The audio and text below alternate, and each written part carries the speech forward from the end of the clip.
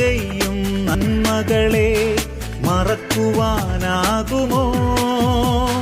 ദൈവം നൽകുന്ന ശോധനയെ വെറുക്കുവാനാകുമോ? ദൈവം ചെയ്യും നന്മകളെ മറക്കുവാനാകുമോ? ദൈവം നൽകുന്ന ശോധനയെ വെറുക്കുവാനാകുമോ? ആയിരമായിരം നന്മകൾ നൽകുന്ന താതനെ ഞങ്ങൾ വാഴ്ത്തിയിടുന്നു. ആയിരമായിരം നന്മകൾ നൽകുന്ന താതനെ ഞങ്ങൾ